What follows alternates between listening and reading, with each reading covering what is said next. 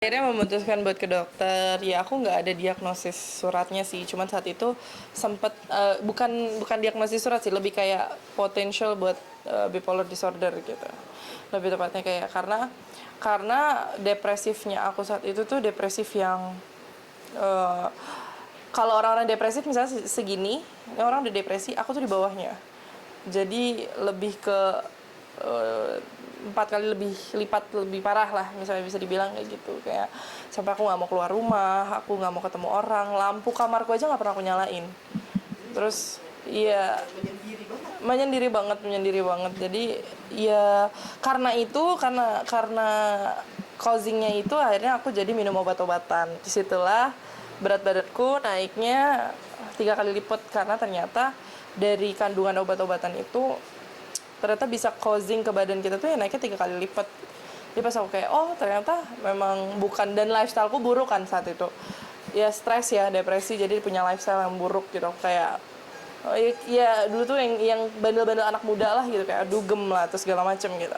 Dengan lifestyle yang buruk, terus juga aku mengonsumsi obat-obatan untuk mental healthku, jadi ya naik berat badan deh sampai sekarang. Iya sampai sekarang ya masih masih mencoba untuk menurunkan lagi, karena alhamdulillahnya aku udah berhenti dari obat-obatan, udah mau masuk 1,5 tahun sekarang. Tadinya ya. Obat yang disaranin dokter apa sih? Iya yang disaranin dokter. Gitu. Apa sih untuk faktor utamanya gitu? Hmm, banyak faktor, banyak sih kak, kayak apa ya, bisa dibilang mungkin karena aku saat itu kan workaholic juga, terus aku juga tulang punggung juga, keluarga juga tidak mempunyai hubungan yang baik juga, jadi kayak banyak faktor, terus juga putus cinta sampai gagal nikah, sampai akhirnya keluarga ninggalin, sampai aku harus numpang-numpang di rumah sahabatku, aku nggak tahu harus pulang kemana. Jadi ya banyak yang dilaluin aja sih. Kayak saat aku nggak ada tempat untuk pulang, aku harus jual motor, jual handphoneku, jual segala macam untuk bertahan hidup. Jadi ya karena tekanan dalam keadaan aja sih gitu. Dan karena waktu itu aku ngadepinnya semuanya sendirian, karena aku nggak punya adik kakak, aku nggak punya yang kandung ya, aku nggak punya adik kakak, aku saat itu juga nggak deket sama keluarga besar juga nggak peduli sama masalahku. Jadi ya aku bener-bener berdiri sendiri. Jadi istilahnya kalau aku nggak ketemu tante sama omku sekarang, ya aku udah nggak tahu hidupku bakal kayak gimana gitu. Jadi memang berarti keluarga tuh memang maaf tidak mendukung saat kondisi itu. Jadi kamu udah dropnya di situ kan? Iya. Karena kenapa aku bisa bilang keluarga tidak mendukung, kalaupun mereka nggak terima ya banyak saksinya, soalnya yang bisa aku suruh speak up buat kalau sampai mereka kayak nggak terima aku bilang kayak gitu, terus mereka mau kayak enggak, mereka mau bongkar masalahku juga, ya aku punya bukti-bukti langsung dari orangnya yang bisa ngomong langsung untuk speak up bahwa ya memang tidak ada. Sampai sekarang aku viral, sampai sekarang mereka tahu kehidupanku kayak gimana, sampai sekarang permasalahanku gimana, tidak ada satupun orang yang menanyakan kabar, yang menanyakan bagaimana keadaanku, yang menanyakan aku gimana segala macam dari awal aku pergi meninggalkan rumah gitu. Gitu sih. Beban juga kan sebenarnya, kayak jadi kayak hidup sendiri kayak bener-bener titik terendah di situ sih. Aku udah ngelewatin banyak titik terendah dalam hidup ya. Cuman 2023 kemarin tuh titik paling terendahku sih. Kayak ya itu, di 2023 aku gagal nikah, aku meninggalkan keluarga yang tidak mendukung, yang aku menghabiskan masa kecilku syuting uang segala macam untuk mereka, dan ternyata tidak ada timbal balik, tidak ada support yang secara mentally. Aku juga masih ngurus sendiri, aku ke rumah sakit sendiri, aku ngisi biodata rumah sakit sendiri, aku bayar sendiri. Jadi kayak setelah sadar ya, aku keluar dari rumah, kalau dibilang tertekan enggak sih, maksudnya ya tertekan, cuman ya mau gak mau harus dihadepin sih, jadi aku terima aja gitu. Kak, maaf gagal nikah tuh maaf ya kak, kenapa kak?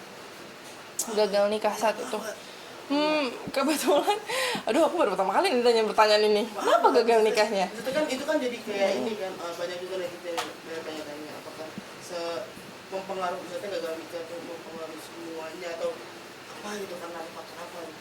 Mempengaruhi semuanya sih, iya bisa dibilang iya sih, kayak cuman gimana ya aku udah punya keluarga yang problematik nih, terus aku sampai aku akhirnya gagal nikah. Dari si laki-laki ini kan banyak yang diharapkan dari keluargaku ya, seperti ya kayak ya lo minimal kalau sama anak gue harus ngebeli anak gue lah, lo harus bayar gue berapa gitu. Banyak yang diharapkan dari keluarga, terus kayak tiba-tiba tidak jadi nikah gitu. Akhirnya mungkin banyak keluarga yang kecewa ya, ya kayak udah lo kan nggak jadi, udah hadapin sendiri gitu, terserah lu gitu, lo mau kemana kayak segala macem. Dibilang banyak faktor perubahannya ya banyak, kenapa gara-gara dia banyak. Kalau gagal nikahnya kenapa, jujur gak tahu, karena tiba-tiba laki-lakinya hilang, tidak ada kabar.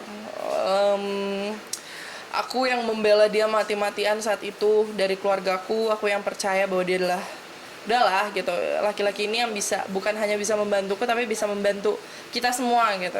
Jadi kayak ya waktu itu kayak masalah cinta belakangan lah gitu. Gitu. Jadi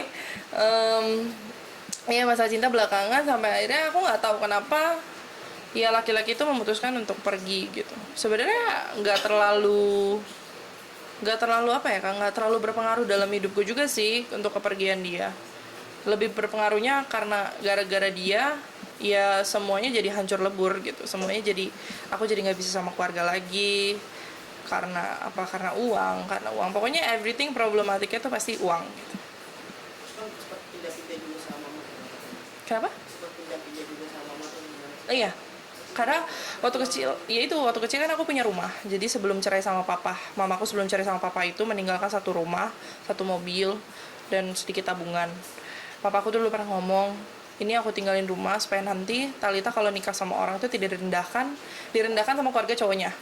Minimal dia mempunyai rumah sendiri, dia mempunyai mobil sendiri, dia mempunyai tabungan sendiri yang bisa membawa dia ke menuntut ilmu yang lebih tinggi gitu. Cuman saat aku waktu kecil kan aku nggak ngerti apa-apa ya kak. Saat itu kan waktu itu aku masih kelas 1 SD atau kelas 2 SD gitu. Kelas 2 SD lah, kelas 2 SD atau kelas 3 SD. Akhirnya mamaku kelilit utang ratusan juta. Ya ini mau nggak mau rumah itu dijual gitu. Dan pindah ke kontrakan, ke kontrak rumah yang aku pikir waktu kecil tuh itu dia beli rumah lagi. Ternyata nggak beli rumah, ternyata ngontrak gitu. Itulah yang itu sih awal mula aku mau masuk ke dunia entertain tuh gara-gara keuangan sebenarnya gitu.